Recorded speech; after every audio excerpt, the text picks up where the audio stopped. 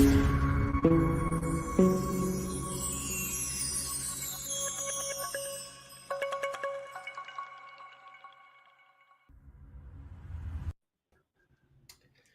everyone. Welcome to Unity Media's weekly show, The H Panel. The H Panel starts now.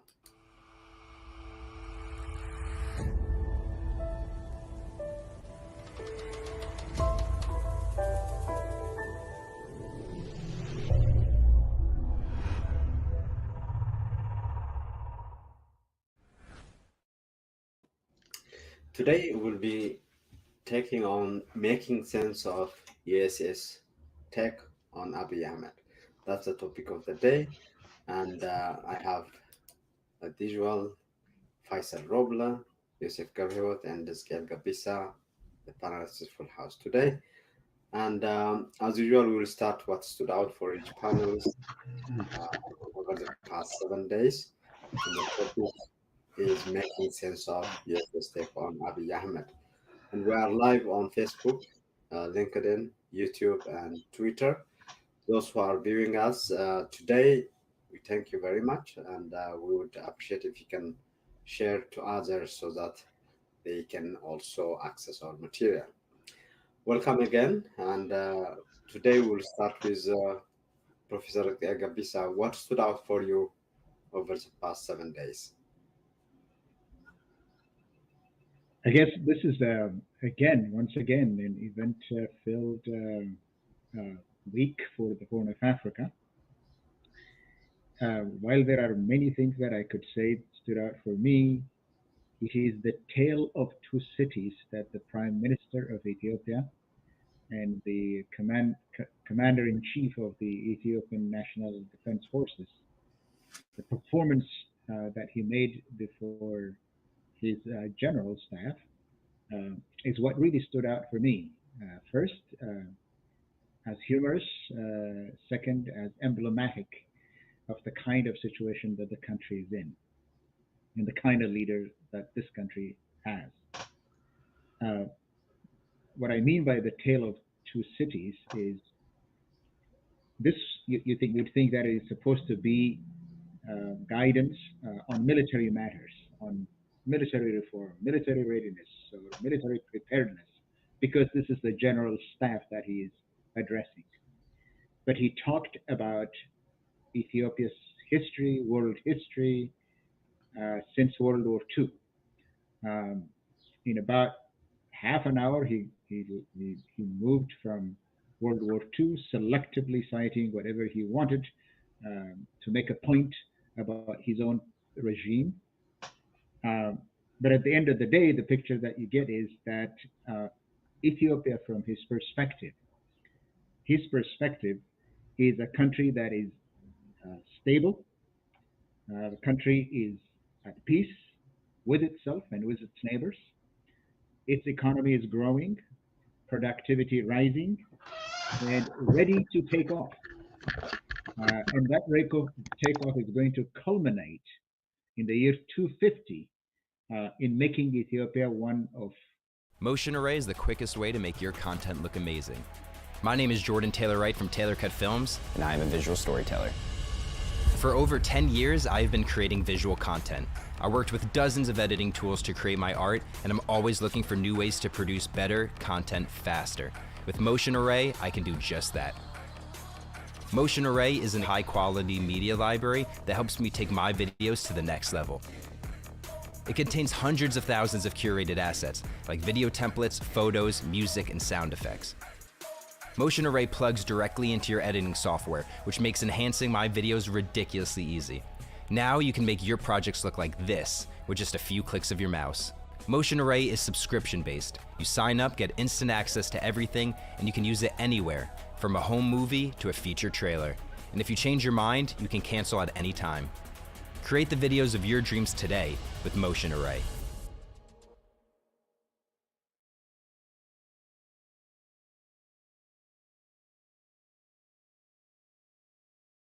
Everyone loves spreadsheets. Actually, they don't. But check this out. Okay, Monday.com, get started, import from spreadsheet, and...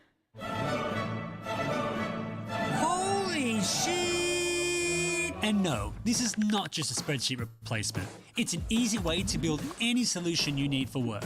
I said easy, no offense. And just in case you needed more reasons to ditch spreadsheets, you can build solutions such as these, and then collaborate with your team in the context of your work. You can save time with powerful automations and connect with any other work tool you use. So, Monday.com isn't a new type of spreadsheet, it's a new way to work. Without limits. Monday.com Work OS. See what I'm talking about and make the switch today.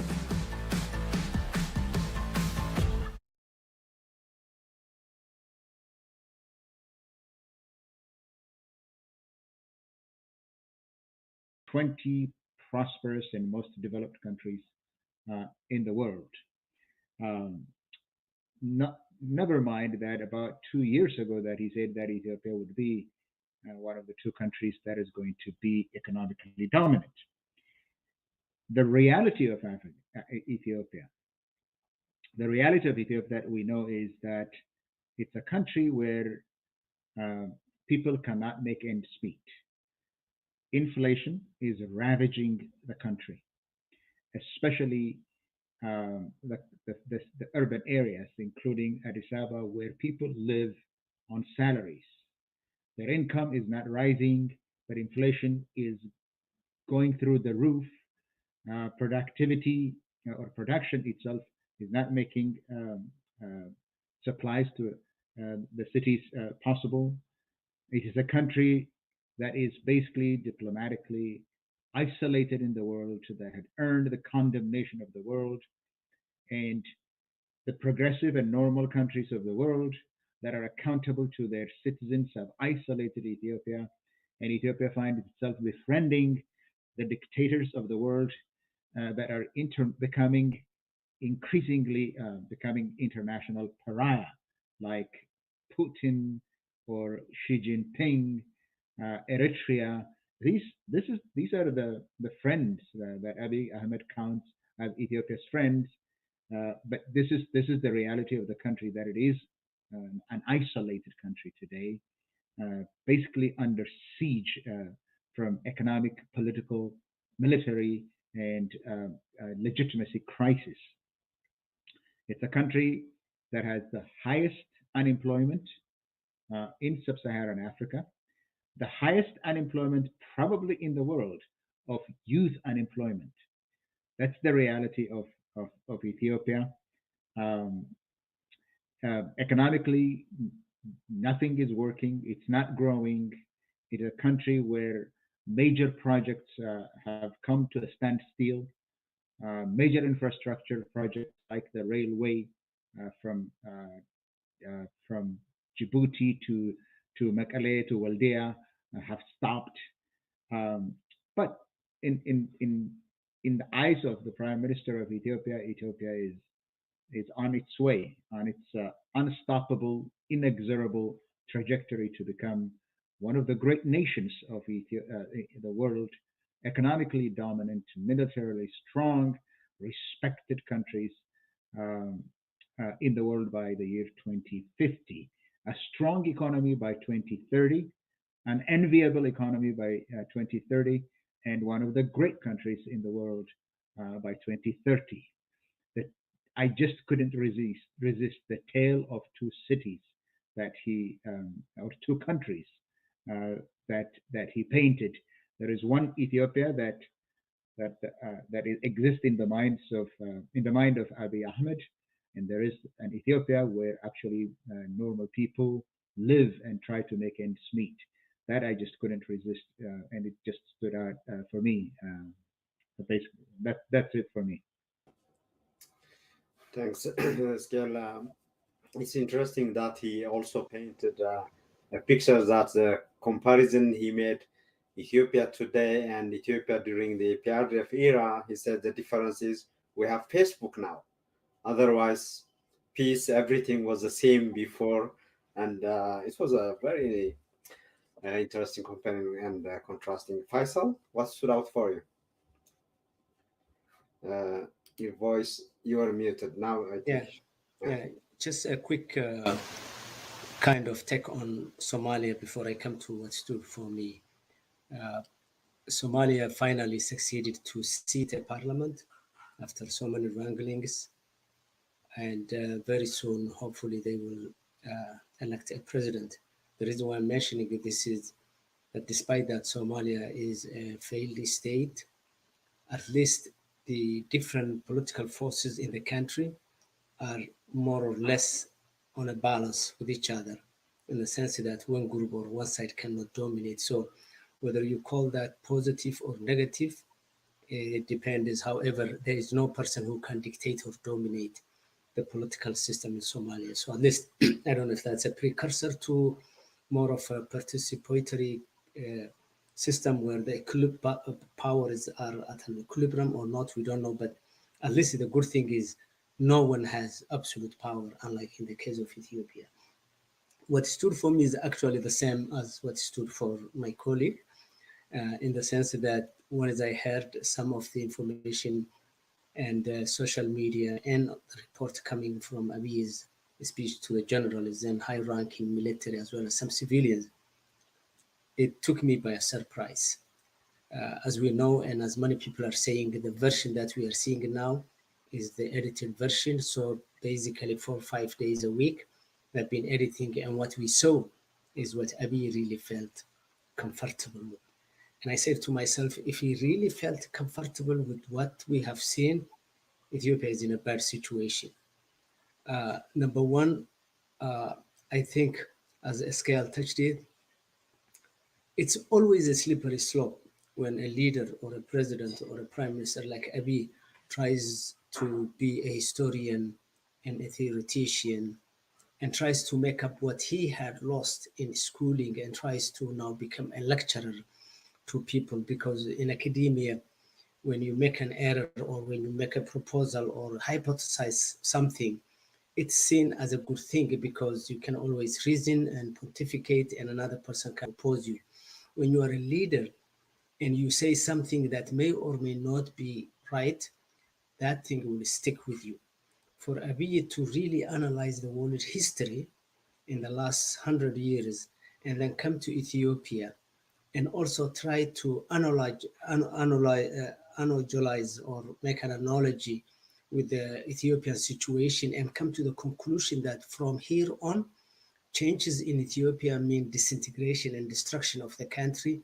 I think he sent a very devastating message to everybody involved. The young person who is listening to Abiy, who hears him saying that any movement or any social uh, groups raising issues with the government is destroying the country is a troubling message to hear from the top dog in the country. I think he also probably spoke in several ways to indicate and signal to the army that this is their time to probably take over the country, or at least have some level of managing this country. And I think whether that's again a precursor to a sort of soliciting the interests of the army to play a more bureaucratic role is again something that's also worrisome. In the old days of Ziad Barre in Somalia, what people saw was one is he really wanted to consolidate power.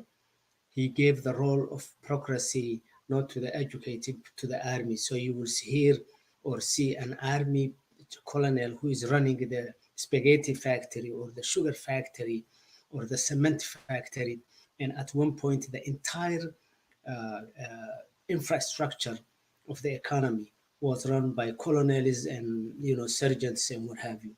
Whether Abiy is gearing towards that, we don't know. But his message to the army to say you are the protectors of everything is troublesome. The last one is the one that Skal touched, which is Abiy's infatuation with Ethiopia's growth. And about 2 years ago, I recall another video. He said that Ethiopia would be the second largest economy in the world. That's what he said. That means if Ethiopia surpasses, I mean, if it becomes number one to China in the 2050, or US, the two largest economies, one of them should vacate their positions for Ethiopia. Today, there was a little bit of a change to that thesis, and he said Ethiopia would be one of the 20 largest economies by year 2050, a mere few years away from. How did he arrive that? I mean, here is a country that has a mere 90 billion GDP, peanuts, and in the midst of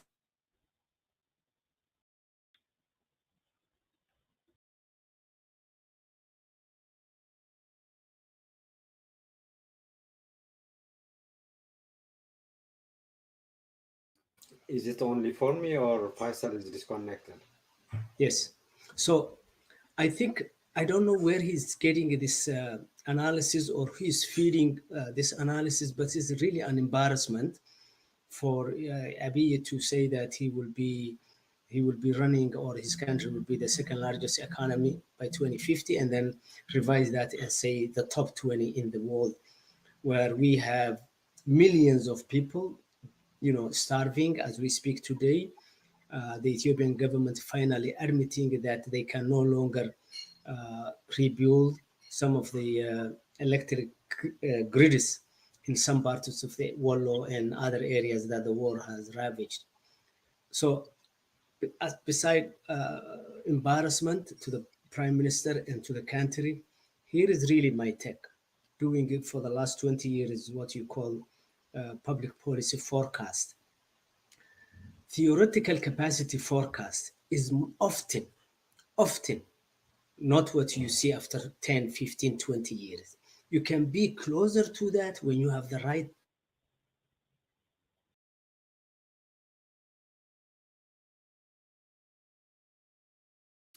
I think Faisal, you are having a connection challenge. So maybe until Faisal comes back, Yosef, what is your take on the last 7 days? Uh, what stood out for me is probably the drama that is continuing around the humanitarian truce that has been announced, I believe, almost a month ago, and we have been talking about that here in UMD. And if I'm not wrong, I was the one who was pessimist at that time, and I still remain pessimist now. Here is why. Abiy, with that single hollow gesture of humanitarian truce that he declared, he has gained in such a short time.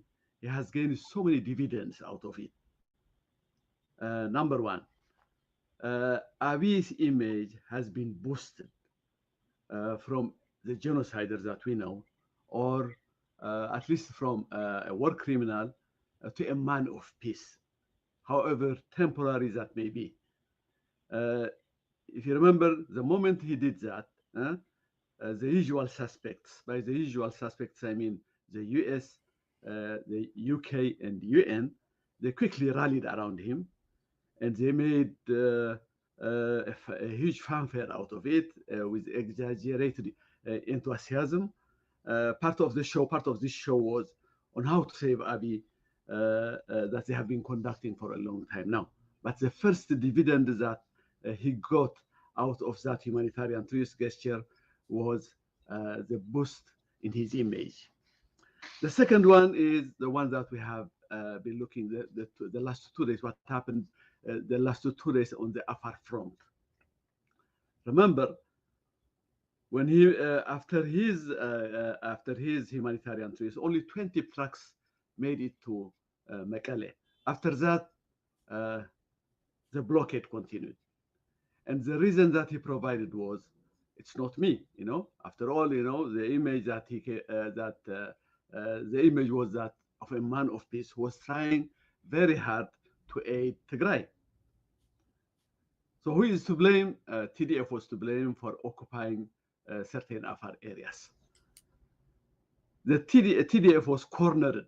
Again, TDF was cornered, and eventually it was forced to leave the Afar areas, and now it's back, almost in the Abala areas. Soon, of course, without firing a single shot, the Ethiopian army had regained all the strategic areas that the TDF has gained before. Now, they will be situated almost 50 kilometers away from Mekelle. I mean, if they will be conducting an offensive soon as some claim, then they will have that big advantage. Now again, today I have heard that the demand has been expanded to include all the so-called Amhara areas, including Alamata and the Adarkai. That is the new demand of the government for them to continue the humanitarian aid to Tigray. So that was the second dividend that Abiy got out of this. The third one, if you remember, probably I was not here, but I'm sure at least Professor Hiskiel has dealt with it. It's about the Oromo, about the an all-out assault that the Abiy government is conducting against the OLA in southern and western Tigray, I mean western Ethiopia. Now, that wouldn't have been made possible had it not been for, of course, for the humanitarian truce, one, but also in general, for the peace process that has been going on, which has paralyzed the TDF into inaction. So the paralysis of the TDF was one of the reasons why now Abiy is concentrating on OLA, which means he has effectively used the humanitarian truce to divide and conquer. So that is the third dividend that Abiy got out of the humanitarian truce. The fourth one, of course, is remember that the US has been desperately looking for an excuse big enough to help him. Although it had imposed its own sanctions on Abiy, it has been looking for ways and means of helping Abiy economically. And now, with that humanitarian truce was not only a cover for Abiy, but also a cover to USA to provide him with some kind of economic help. And that's exactly what happened when the World Bank provided $300 million loan. I don't think that would have happened without green light from the United States, even though, to its credit, the European Commissioner did complain about this. So we could see all these dividends, cascading from that single move that Abiy made when he declared the humanitarian truce unilaterally about a month ago. That was what stood out for me this week. Thank you. Good, thank you. Before we jump into the topic of the day, Faisal, you want to finish because you were disconnected a couple of times. I think I covered most of it. Probably the last issue I wanted was Abiy's infatuation with forecasting where Ethiopia would be in the future. About a year or two so ago, he said Ethiopia would be the second largest economy, surpassing either China or the United States. And at that time, everybody thought, the guy must be joking simply because Ethiopia's GDP at the time was a mere 90 billion, 420 million people. So it's a drop in the bucket in any economy in the world, no matter how you slice it. Now he came back and revised his numbers and said that Ethiopia would be one of the 20 largest economies. Again, you're talking about surpassing some European, Asian, the Asian tigers and USA, and belonging to that group. And what he used, what type of data, who is doing the statistical analysis for him, we don't know. He is saying this on the backdrop of a country that has been devastated by war, that cannot even finance to replace the gridlock for the electric system that was destroyed between Tigray and Amara region is not to mention that the entire country is now hosting close to 10 plus million people who are suffering from starvation. I just wanted to conclude by saying that I've been working with forecasts for the last 20 years, and I know how you do public policy forecasts. The theoretical projections that you do often are just a wishful kind of thinking, but advised by numbers and by history and by precedents that you have done or seen in the past. Here is a country where World Bank and IMF couldn't even put Ethiopia in the projection category for the coming few years in terms of its economy because of the devastation that came to the country. And here is the prime minister who is so sure that he will be one of the top 20 countries. And I saw this trend of just saying and throwing in numbers, not only by him, but also by his lieutenants. If you remember, within a week, Mustafa Umar of the Somali region first said that his region lost 11 million livestock. In a week's time, he came in front of the progress of the region and he said that the economy of the region grew by 6%. Here is a region that's saying they lost 11 million of their livestock, which is the mainstay of the economy of that region. So I don't know. I think professionalism has been buried in Ethiopia under Abiy, and words don't matter as far as they are concerned, so they can say whatever they want. Thank you for letting me finish my thoughts. Thank you, Faisal. Let me just interject here. What stood out for me was what Dr. Tedros Adhanom of WHO said this week. And I think that speech should and would echo in the ears and minds of the West, the decision makers of the West. And let me play that one, and we'll go to the topic of the day. I don't know if the world really gives equal attention to black and white lives. The whole attention to Ukraine is very important, of course, because it impacts the whole world. But even a fraction of it is not being given to Tigray, Yemen, Afghanistan, Syria, and the rest. A fraction. And I need to be blunt and honest that the world is not treating the human race the same way. Some are more equal than others. And when I say this, it pains me because I see it. Very difficult to accept, but it's happening.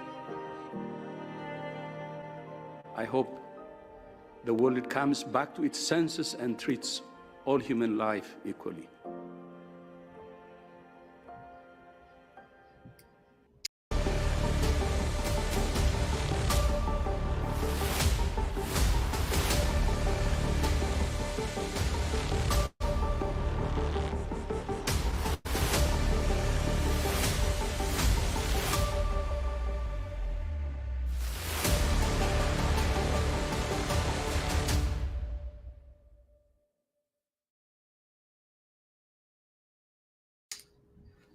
Okay, so today's topic is making sense of US attack on Abiy Ahmed.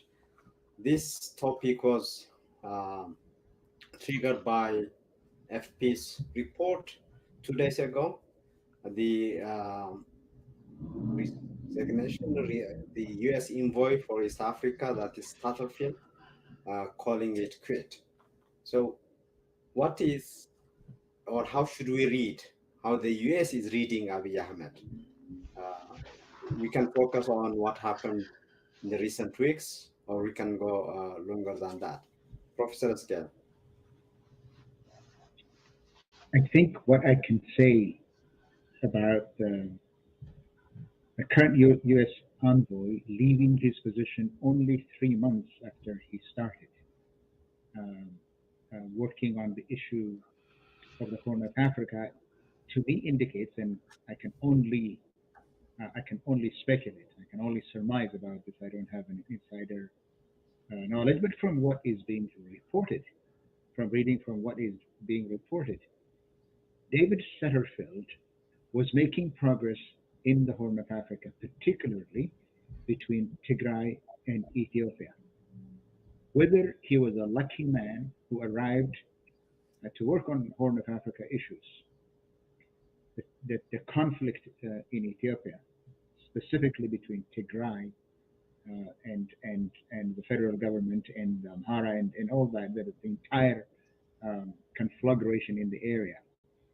Whether his success because of the convergence of events or because of his diplomatic finesse, I cannot tell, but he was making progress.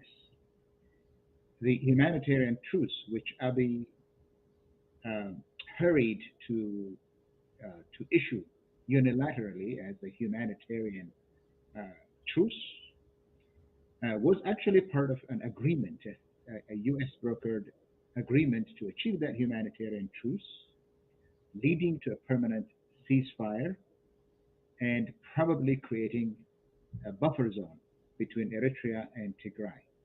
That kind of negotiation was going on. To some extent, this man was making progress um, in the region, contrary to his predecessor's work.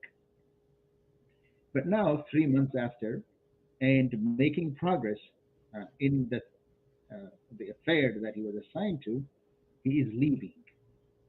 He's leaving not because the situation in the Horn of Africa, as was reported, was becoming intractable for him. As I said, he was making progress, some progress, limited progress, but he was making progress. At least 27 trucks got into Tigray first, 47 today. So he was making progress. Reportedly, he even traveled to Samara to make sure that he was able to see the trucks go through to Tigray. I think the reason that he is leaving is probably a bureaucratic um, entanglement within the State Department between the special envoy of the president and the Africa desk and the head of the Africa desk. It's probably this diplomatic competition that was holding him back, and he couldn't simply stomach it while he was making progress. So my reading of the situation is that it is the entanglement and the competition within the State Department between the State Department officials and the special envoy that could not come together and deliver together for the administration. But in other respects, he was really making progress um, in achieving some kind of ceasefire and making the humanitarian truce work to some extent. So my reading is that he's leaving because of bureaucratic entanglements uh, within the administration. That probably says something about how much attention is being paid to the Tigray issue, even within the administration itself. Something that you just played, Dr. Tedros um, uh, speaking to. I think Dr. Tedros, having been re-elected to his position, now feels that he is unfettered, or probably that he has the moral duty as the Director General of the WHO to speak to the heart of the matter, which he kind of spoke in Orwellian terms, um, saying that some are more equal than the other. But he was really calling attention without taking it away from Ukraine, but also pay attention to other human suffering in the rest of the world, resonates in the world. And I think it also refers to the, the problem within the State Department, which led to the departure of David Sutterfield. Thank you, Oscar. Faisal? Yes, I think I just like to, in passing, to also recognize the weight of Tedros's words. I think the world behaves, particularly the West behaves in a very racist way. I've been reading several literature in the last few years about racism in the West, and basically, of course, race plays a significant role, and it has played a significant role in the way the West has addressed the Ukrainian issue versus other conflicts. And to those ultra-nationalist Ethiopians who have been decrying about Tedros' statement, saying that he spoke for Tigray, no, he spoke for people of color, if they can understand that, for people of color, including Syria, Yemen, Afghanistan, and Ethiopia with the Tigray situation. So for them to parcel that out and accuse Tedros at this, point, and I'm not talking about his past history, whatever, but in this one, he spoke for people of color, that includes Arabs and Africans and what have you. And I will pass that. In terms of U.S. Take on the current Ethiopian situation, I think Scale touched it very well, and some parts of the situation. I checked Ethiopia, U.S. Pillars towards Ethiopia in terms of its foreign policy. So if I just quickly go those four quick ones. One is protection of American citizens. Number two is to strengthen democratic institutions. And three is help broad-based economic growth and promote development. And fourth is advance regional peace and security. I think the two most pertinent one is democratization and regional security for the Horn. And so far, the U.S. gets, in my opinion, C minus or D. See, the Ethiopian conflict comes on the heels of a long period of time that the U.S. has been failing in engaging Africa. I think the first one that the American policy towards Africa showed cracks was during the Rwandan massacre, which America sat tight but just watched without doing anything. Then it was the Somalia situation.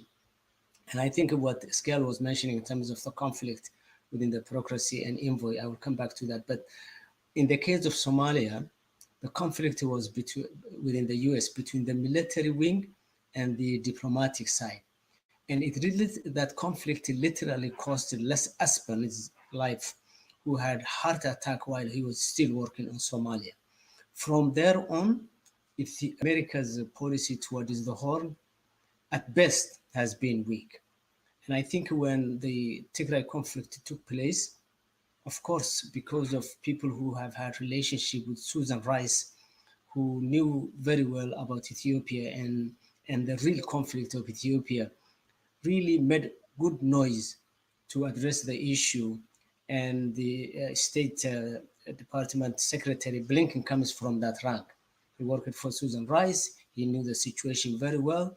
And when the first envoy, Jeff Feltman, was handpicked, America was remaining true to its tradition, which is whenever there is a high-stake issue, you go over the bureaucracy and pick a very seasoned politician and diplomat to show both the host country as well as people who are stakeholders in the conflict that the US is giving a high priority to the issue. That was the whole concept of picking up the first envoy, Feltman.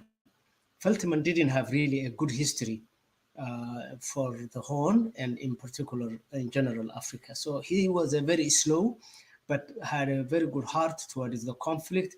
He really tried to bring good reports as to where Ethiopia is. He talked about the war, that the Ethiopian army was literally disintegrated. And I think that created some schism between him and the Ethiopian government, and he resigned. Now, the second one is about to resign. And I think the reason why he's resigning is not because he couldn't. I think he did some good work in terms of at least starting baby steps. And we talked about this last time. This process is going to be a very slow but steady process if the diplomacy through the envoy succeeds. I think, and probably we have to demand through the freedom of information to see what had happened. But also I join here rank with the Scale that there is an infight between the team of the envoy and the State Department bureaucracy, particularly the Africa Bureau. I think envoys usually take the luster out of the bureaucracy as well as the embassy. So there could be some schism between the envoy side and the U.S. Embassy in Addis, as well as the Africa Bureau State Department section, which feel that they have been ignored. There is a competition as to the attention of the secretary as well as the president when reports are to be given, and that creates schism. I think that's why probably he's resigning. He couldn't take it, and the new person is probably gonna have some issues that Starfield had. So very sorry to see him gone, but within a short period of time, he turned heavy stones upside down. Thank you. Thank you, Faisal. Yusuf, what's your take on this? Okay, I think there is a logical problem and an irreconcilable one for that within the policy of the United States in regard to the crisis that's going on in Ethiopia right now, especially in the crisis in regard to Tigray. Here is what I mean.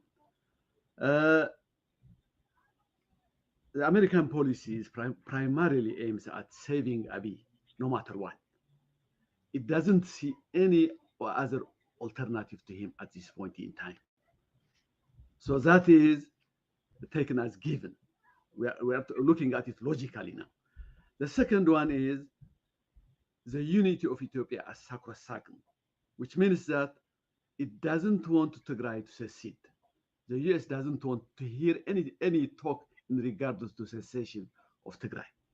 Now, the point is logically, you cannot make these two cohabit together. Either you have to let go of Abiy or you have to let go of Tigray.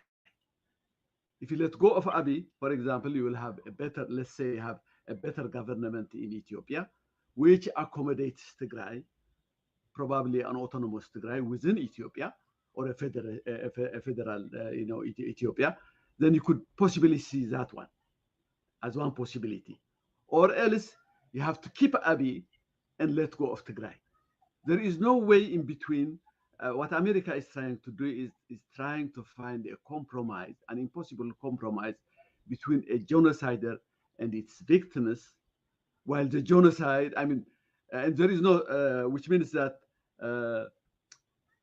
as the genocide is going on, or an unrepentant genocider has to cohabit the same space with its victims that would keep constantly fending off for themselves.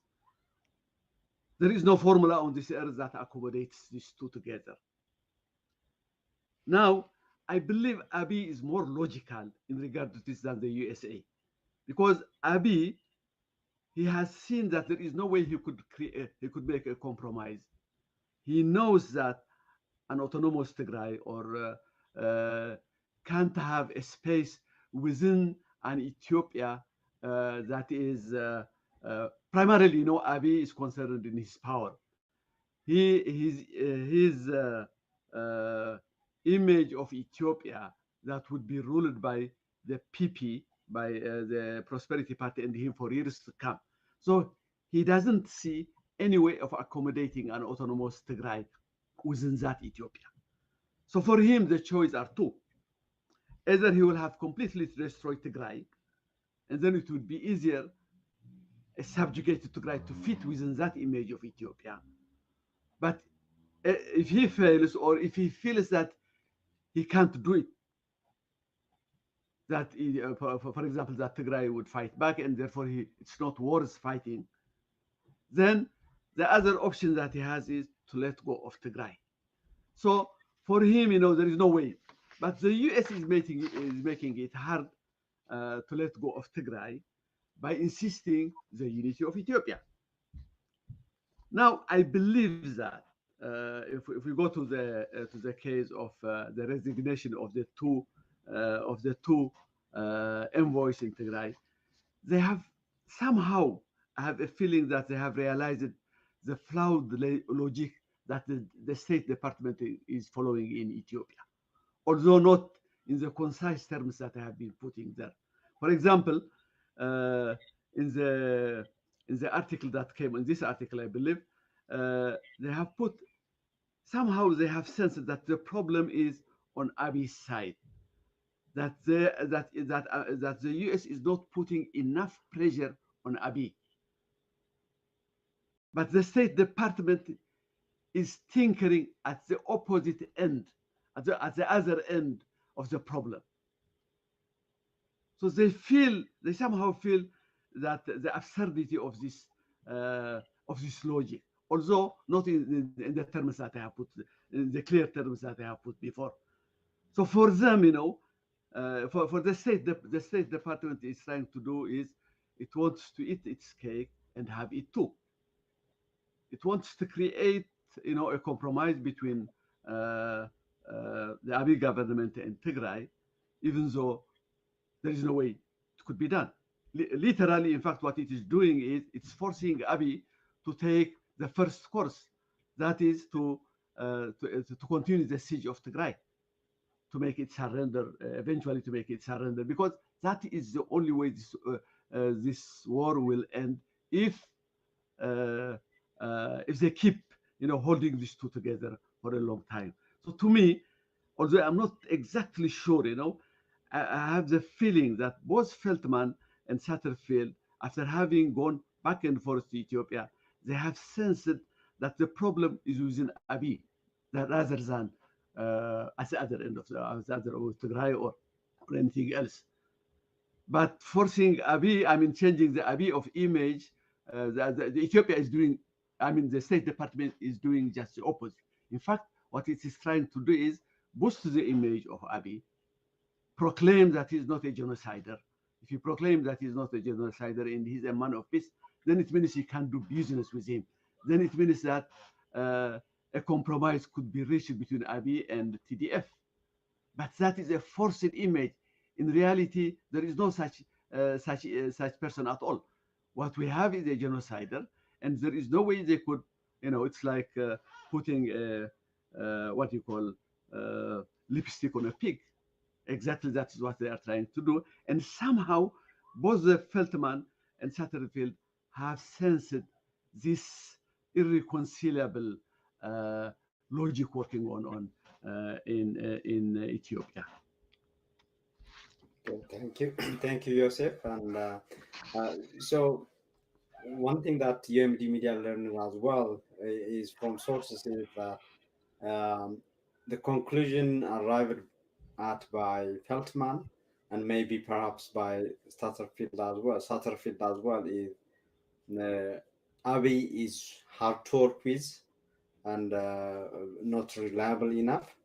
But I think Secretary Blinken seems to insist on working no matter what with Abiy or um, trying to bring him back.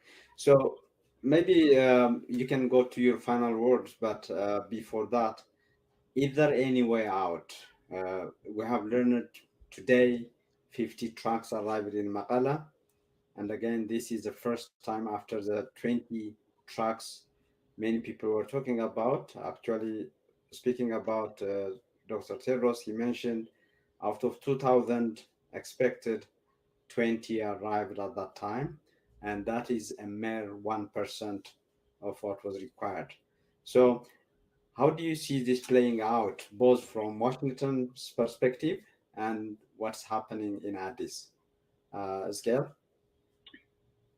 All right. I think um, I think my friend Joseph is really trying a rational analysis of how Abiy approaches governing and negotiations with others. I think both the Americans and others in the world have decided that Abiy is nuts. Abiy is irrational. You can't pin him down to anything because one side of his mouth he says one thing, the other side of his mouth he says another, the opposite, a contradiction, and he doesn't know the difference between the two. This guy is absolutely irrational and they cannot deal with it. And I think the European Union and the Americans have decided on this. No rational person would think that this man is a normal human being.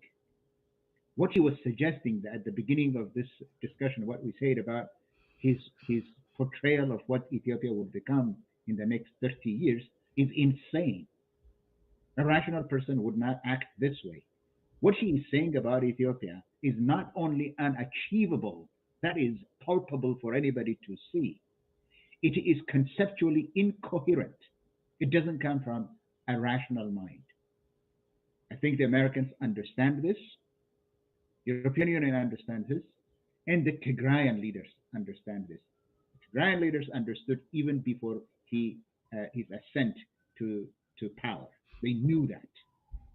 This man was analyzed by INSA, psychoanalyzed. They have their own program. They have analyzed and decided before he was a candidate to be chairman of the EPRDF that he was, um, as I said in normal language, you call it nuts, but they called him that unfit for the prime minister's office to be the leader of Ethiopia.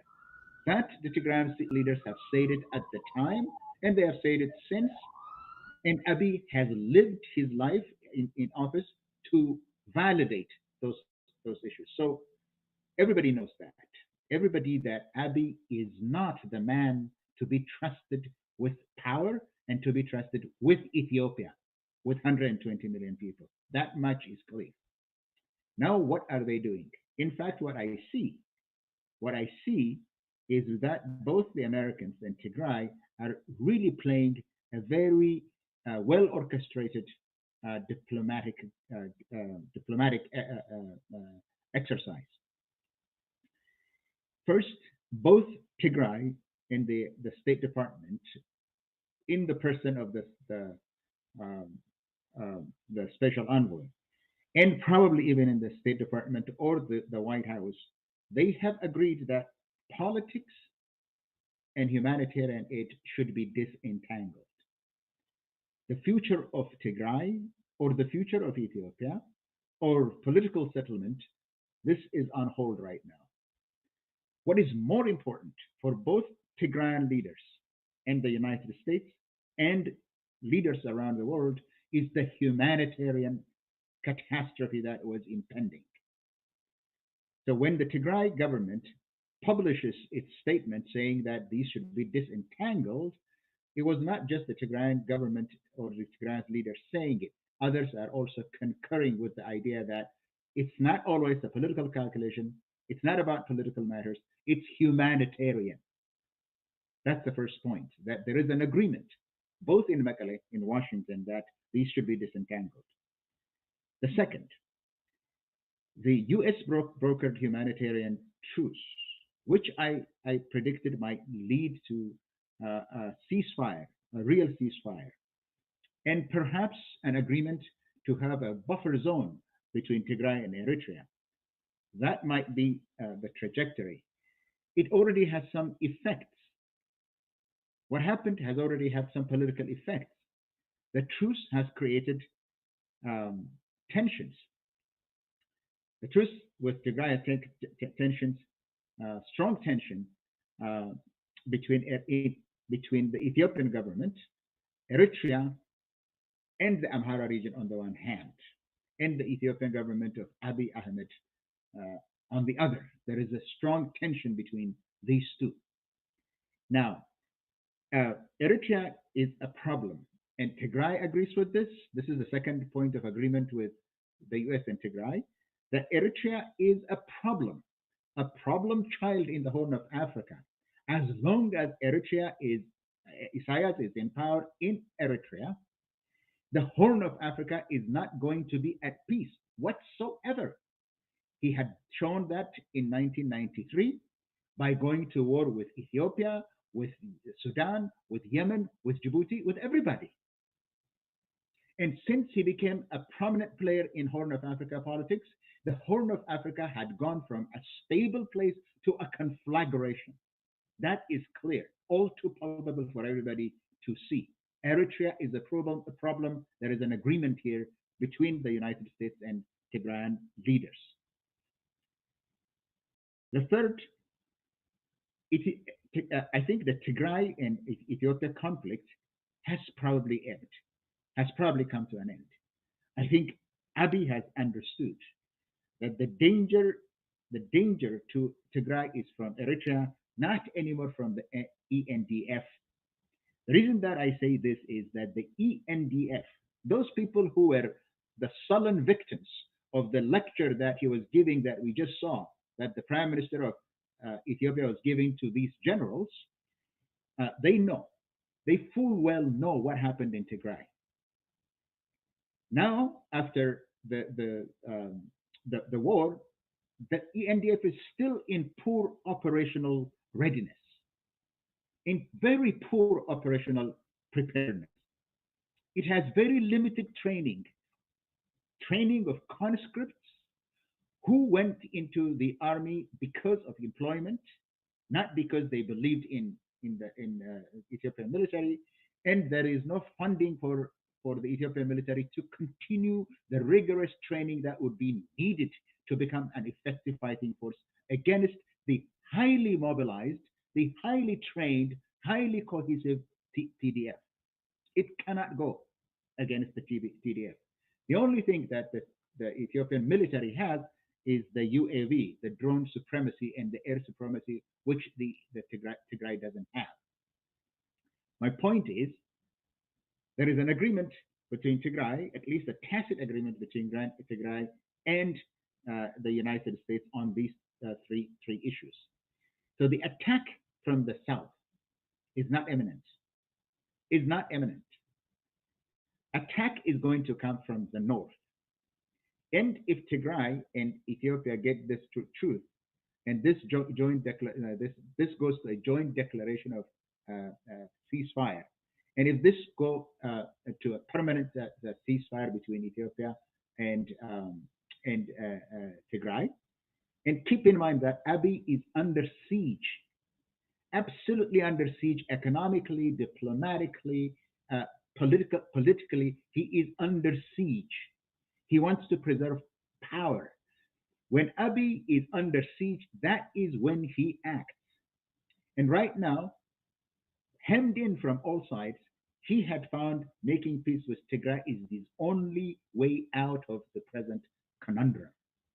So, in the coming weeks, what we will see is more uh, uh, humanitarian aid flowing into Tigray and making. They're going to make progress on the truce to a permanent ceasefire, and then the conflict, if there is any conflict in the north, it would be to create a buffer zone between Tigray and Eritrea. Thank you, Gail and Faisal. Yeah, I will just add to something to what has already been said. I think the war has ebbed. Absolutely, I agree in the north. I don't know about the south, but Abiy, after uh, what he has seen in Tigray, according to some estimates, that 500,000 people have died or impacted by this war. Infrastructure has been destroyed. He destroyed Tigray initially, but then the war also came to the side of Wallo all the way to Shawa and Gondar, and it also equally destroyed that infrastructure. So even the very ones that used to beat the drum for the war are tired themselves. So I think the war in the north is ebbed. From this point on, I think the discussion between diplomats and the stakeholders on the side of Ethiopia, be it TDF or Abiy's side, is how to feed and the hungry and tackle the famine situation. That is the discussion, as Scale touched it. I think it's about the details now we are talking about.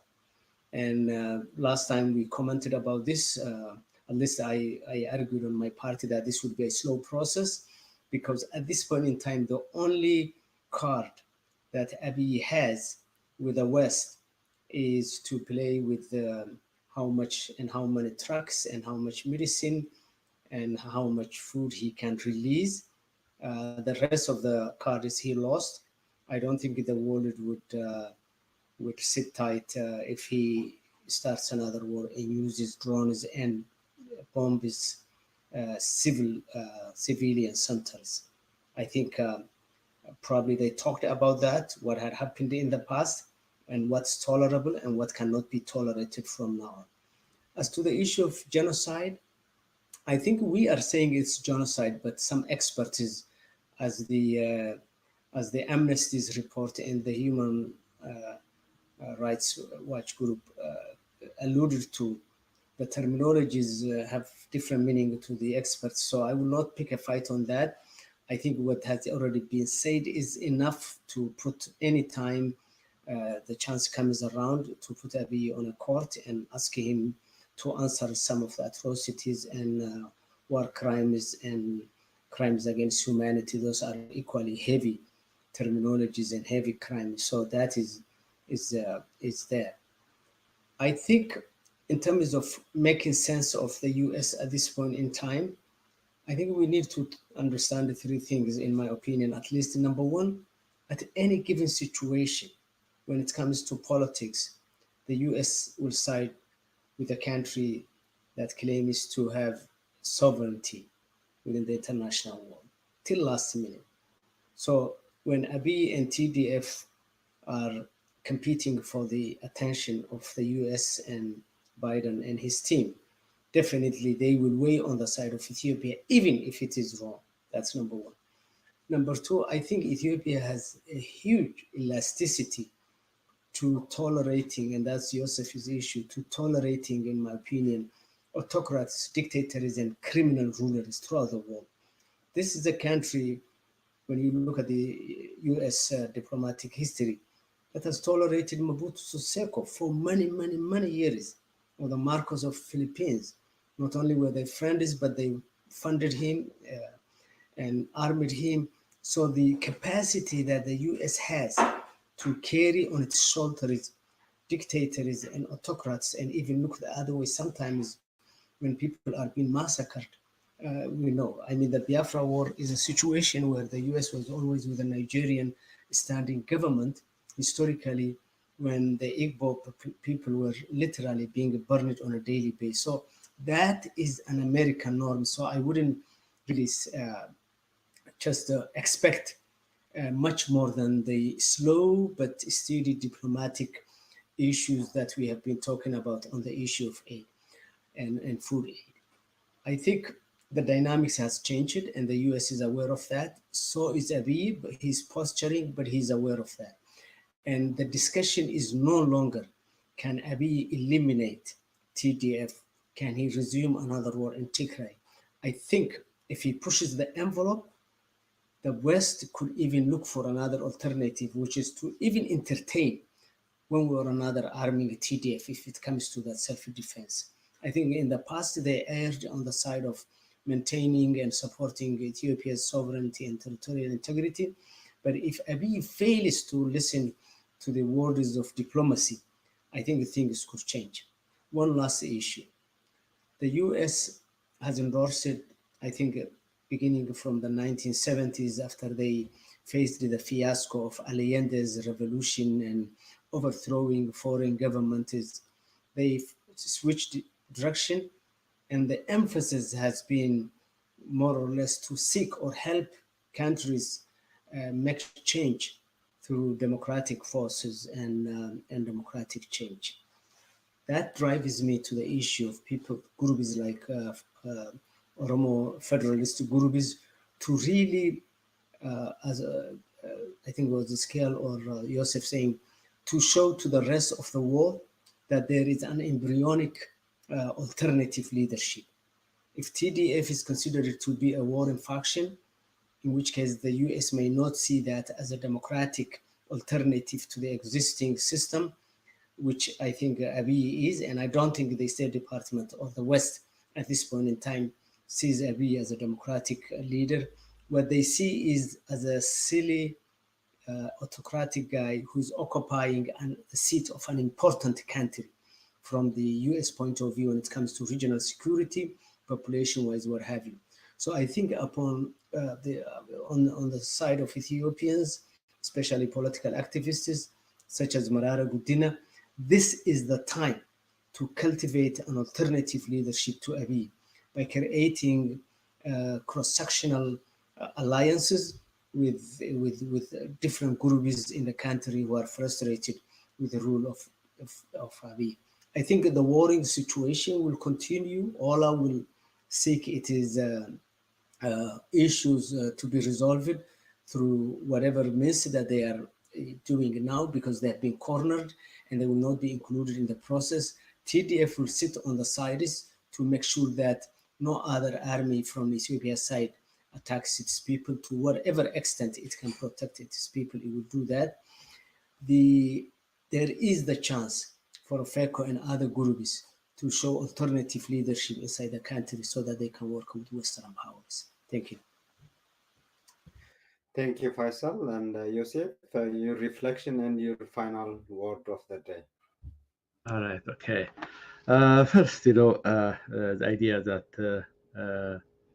Abiy is irrational. I mean, so many leaders in our world now are irrational. You could talk about Erdogan, you could talk about Bolsonaro of Brazil, you could talk about Modi, or many of them.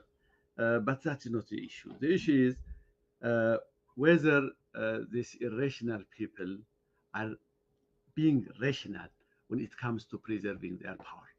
They know exactly what they want to do when it comes to preserving their power. And the Abiy knows that. That's my point. Second one is whether the US wants to preserve that person as a leader of the country at this point in time. The idea of saving Abiy, the idea of seeing no other alternative to Abiy at this point, and that is what matters. These are the 2 points that matter at this particular time. Okay? The second one is the fact that the US and the TDF are trying to disentangle the politics out of the humanitarian crisis. True, that they keep saying. For example, the TPLF keeps saying that, but it has been doing just the opposite. By tying this humanitarian truce with access for the aid, that's exactly what it has done. And now it is in a process where it has been, for example, the next step. We don't know exactly what the next demand of Abiy will be.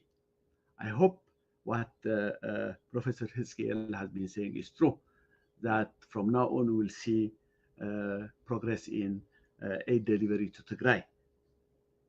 So far, I haven't seen that, and hopefully we will see that. But to me, it's not clear, because Abiy, the blocking of aid of Abiy so far has not been on because of the Amharas, the Eritreans, or the Afars. It has been primarily him. The problem has been primarily him. As I have mentioned numerous times before, he could have easily done his part. Even if we believe that the Afars and the Amharas are the ones who are blocking the aid, he could have easily released the banking system in, for example, in Tigray. He could have easily switched on the electricity in Tigray. There are so many things that he could do without the help of anyone else. We haven't seen that yet, but I hope his scale is true. The other one is the attack of the North. What I am seeing in Eritrea is now Eritrean soldiers are fanning out from Eritrea. You might have seen videos like this before, but here's the big secret. Anyone can make one of these videos in a few minutes. You might think you need a professional animator or to learn some fancy editing program, but that's not the case. In fact, we know you can make a professional video just like this, even if you've never made a single video before. Let's find out how. Hi, I'm Brett Callen, and in this video, I'm going to show you how anyone can quickly and easily create doodle videos, just like the one you're watching right now, using Doodly, our drag and drop doodle software that allows anyone, regardless of tech skills, to create highly engaging professional doodle videos in a matter of minutes. Because doodle videos are fun and engaging, they can get you more clicks, likes, shares, and most importantly sales than any other type of video. Which is why Doodly is now the video tool of choice for over 150,000 businesses all over the world, in virtually every industry and profession that you can imagine. Doodle videos are perfect for marketing, teaching, fundraising, personal use, and even inspiring others. You'll notice that you can choose the style of your video, selecting from whiteboard, blackboard, greenboard, glassboard, and for more advanced users, you can even use a green screen background. In this example, let's create a nice looking whiteboard doodle video. First, I'll add a headline to get people's attention, then center it before adding a character. I like this one. And while I'm at it, I'm going to go ahead and add a prop too. I'll resize everything and voila, we have Steve reading a book on his chair. Doodly allows you to customize your video with real hands, cartoon hands, or none at all, seeing transitions with even camera panning, and our smart erase mode to provide the realistic feel that you're looking for. Plus, you can even record a voiceover directly inside Doodly or add background music by simply choosing from our huge royalty-free music library. The going rate for professional doodle video creation is anywhere from $1,000 to $3,000 to have someone make a video similar to the one that I just showed you. But with Doodly, anyone can create a doodle video regardless of tech skills and experience, meaning you can make dozens of doodle videos without paying ridiculously high fees to professional design firms. If you were to visit the Doodly.com homepage right now, you'd see the regular price for Doodly is an ongoing monthly payment, which adds up to $468 per year. But since you've landed on this promotion page, you can get your copy of Doodly right now for a one-time $67 payment. No monthly fees forever. And you'll even have access to all the free feature updates we offer our Doodly users, which is typically once every week. So to lock in this one-time $67 payment with zero monthly fees forever, go ahead and click or tap on the button next to this video to claim your copy of Doodly today. And we look forward to welcoming you to the Doodly family.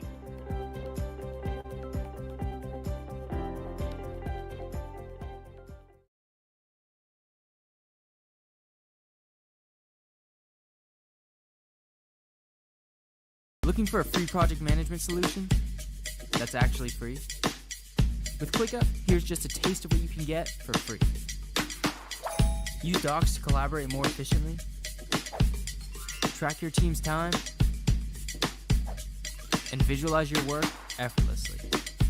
Get all this and more, free forever. Seriously. Get started with ClickUp today.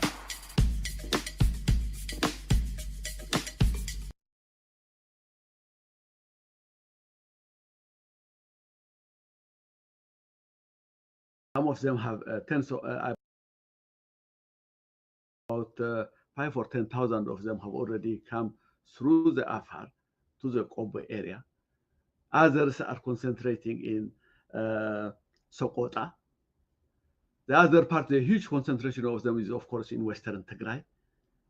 And now we are hearing that they are spreading all along the Sudanese border from starting from what you call the Humara all the way to Matamma. That's where the war has been taking on now. So it seems either through the agreement with the Amharas only or with the Ethiopian government, I don't know, that even if a buffer zone is being created, the buffer zone is created between Eritrea and Tigray, it will be to the benefit of Eritrea. It will not stop Eritrea from intervening in the other parts of Ethiopia, so far as they have an access through Western Tigray or through Afar itself. But anyway, let me go to my final remarks. And my final remarks have to do with the issues that you have raised in regard to Tedros. Dr. Tedros Adhanom. Okay, here is the thing. I see at least 3 levels of deception in that case when it comes to the West treatment of Tigray as opposed to Ukraine. Okay, let me first say this. I haven't heard of Russians raping tens of thousands of Ukrainian women. I haven't heard also of hundreds of massacres the way it has been done in Tigray, although there has been brutal killings in Ukraine too. I haven't heard, so for example, these are the marks of genocide. I haven't seen the Russians, for example, raiding historical and religious areas, deliberately destroying Ukrainian heritage, which, by the way, they share the same way the Eritreans and the Ethiopians share with the Tigrayan heritage. Moreover, even in the case of refugees, there's was more than 3 million refugees that have gone, of Ukrainian refugees reaching the other parts of Europe. Even that could be looked at differently, because there has been no one who has been preventing them from reaching Poland or other parts of Europe. While in Tigray, it's just the opposite. If they had a chance, the Tigrayans would also have reached Sudan in their millions. But they have been blocked in Western Tigray. So what we are looking at is a different way. And this has been, by the way, the West has been complicit in this. The EU is comfortable with this arrangement precisely because it doesn't want to see millions of Habesha or Tigrayan refugees going to Europe. So that's why it doesn't say a lot about the Western Tigray. We don't hear anymore the Europeans insisting on the other forces leaving from Western Europe. From Western Tigray. The humanitarian corridors in Ukraine also.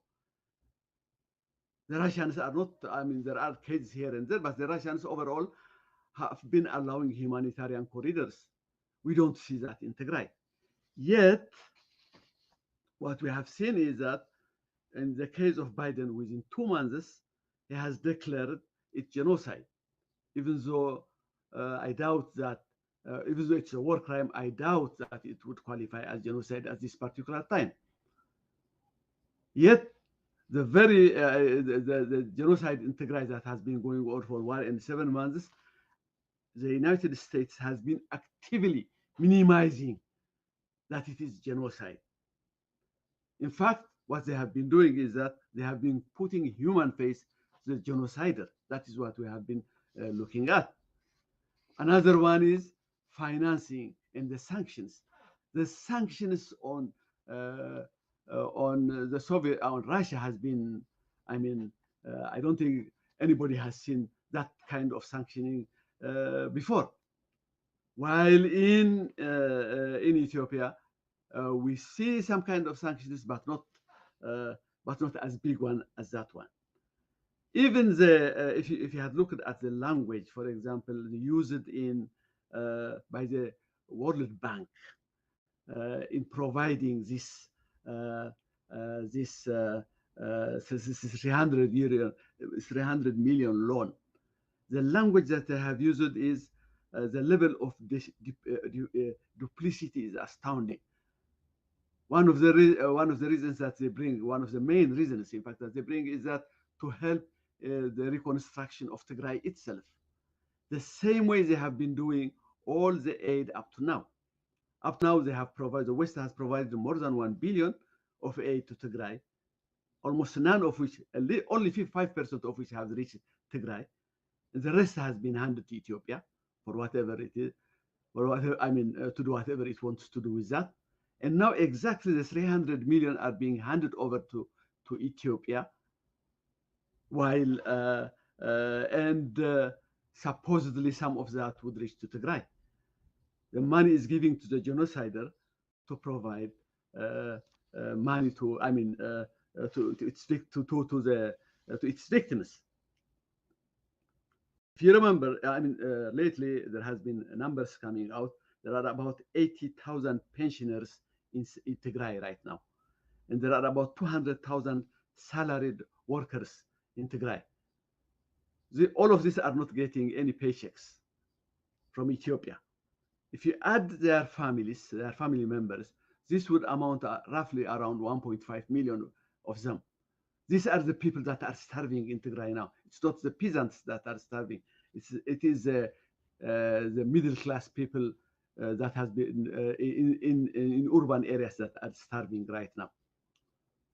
So if you look at all this, then what we are looking at is that if the West really meant to help Tigray, they had also a means of bypassing Ethiopia by providing money, for example, to these people through the workers, the humanitarian workers.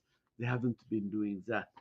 So to me, the Dr. Theodros has mentioned the indifference or the different ways that the world is treating these two cases, the colored people versus the whites in Ukraine. But if you look at it in Tigray, it has these many levels that we could look at it. In fact, more than what Dr. Theodros has said. Thank you. Thank you, Yosef, and thank you, everyone. And that would be the end of our show. Before that, I just want to cite a Ukrainian, actually, who happened to agree with Dr. Theodros Adhanom.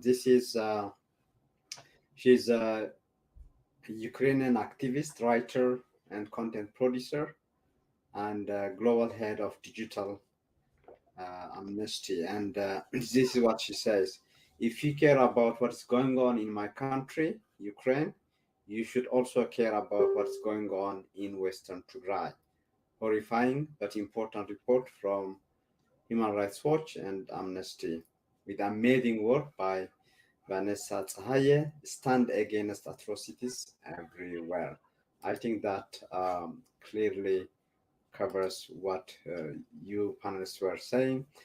And with that, we end our show today. And thank you very much for your time and for your insight. Good night from here. Good night. You have been following UMD Media's weekly show, The H Panel.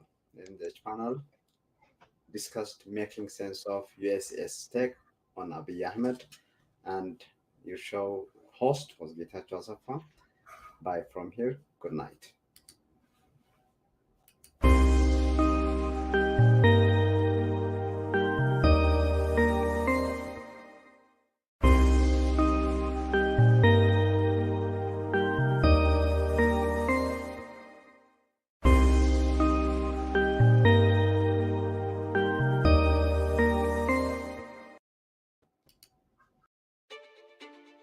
Why do we connect? We connect to exchange ideas, to tell stories, to provide important information, to tell people how we feel, to start something new. We connect because we care, because communication is how we come together. It's how we move forward and build something greater than ourselves. Build connections today with Zoom Phone.